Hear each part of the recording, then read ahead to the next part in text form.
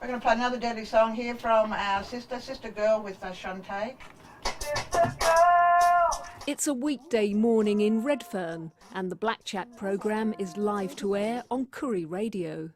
Dixie Link-Gordon and Ashley Donoghue from the Hey Sis network are making one of their regular guest appearances. Yeah, the stats are telling us that at least 1 in 5 women will be sexually assaulted in a lifetime. They've come to talk about domestic violence and sexual assault. It's a subject they know plenty about. I'm a survivor of extreme domestic violence, and I say that, you know, when people talk about that statistic, 1 in 3, I'm that 1 in 3. Dixie is the oldest of 10 sisters.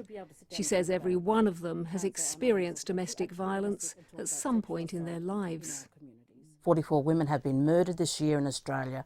We are a first world country and we're still trying to grapple with this about the violence that's happening to the Australian women. For the past 18 months, they've been travelling to Indigenous communities around New South Wales, meeting the women who are dealing with the violence on a daily basis. The essence of Hey Sis is that we're helping the helpers, supporting the supporters. In every town, in every community, there's an auntie that everyone will run to. There's one family or one person where they say, oh, on a Saturday our lounge room will be full of, you know, young people, or that's who I run to over to Auntie Beryl over there, you know. With these aunties who we see as trusted people, they're the ones who we hopefully are, engaging across the state in our Hey Sis forums, because they're the person that's the go-to person. They've built up a network of 200 aunties, allowing them to share information and the emotional burden of their unofficial role. The project receives no government support and has relied on private donations. But now the money is running out and the future looks uncertain. The Hey Sis program is absolutely what you need in Aboriginal communities. Aboriginal owned, Aboriginal run, run by women who have walked in the shoes of the women that they're working with. It's the last stop on the train line south of Sydney. But the scenic setting belies a dark undercurrent. Nowra has some of the highest levels of domestic violence in the state. 70% of police time is taken up with dealing with it. 1 in 5 victims is Indigenous. Hello, ladies.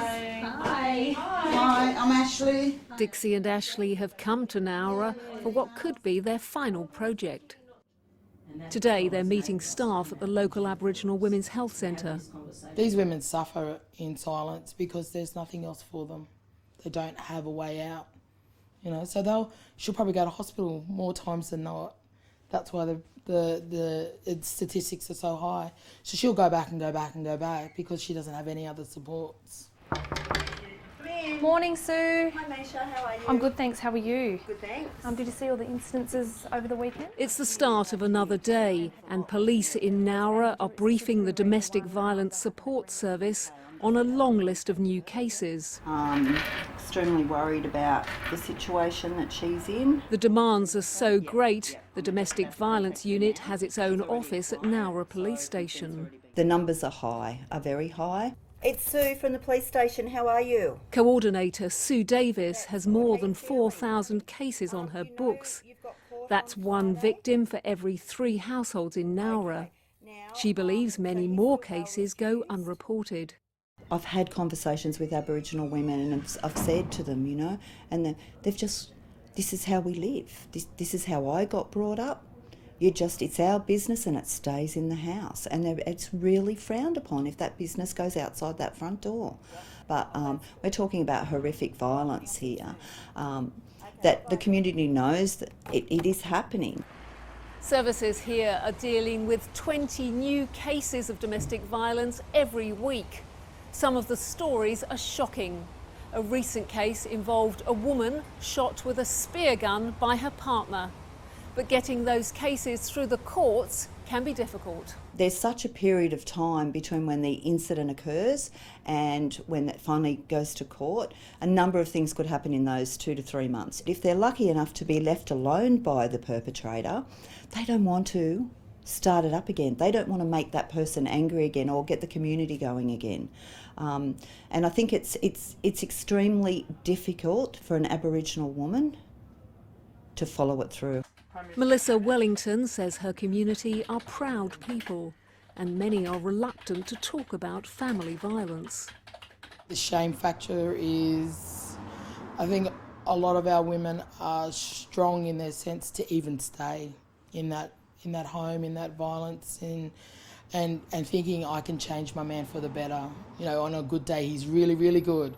On a bad day he's horrific. There's a lot of things that need to happen and change for our Koori community and society as a whole, I think. It's a problem across everyone. I don't think it's just, you know, our own problem. The level of violence against Aboriginal women is a national disgrace. It's almost unimaginable in some communities, and I think we have to be honest and talk plainly about it. Linda Burney was the first Aboriginal person to be elected to the New South Wales Parliament. She's concerned that in some communities, violence in a relationship has come to be seen as normal.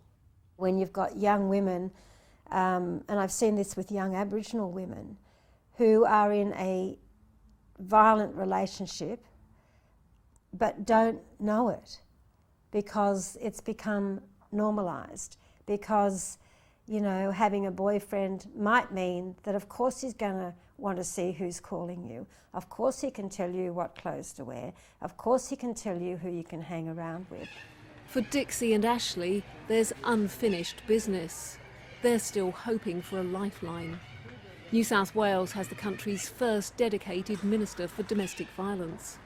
Prue Goward wasn't available for an interview, but says she's willing to meet HACIS to discuss the future.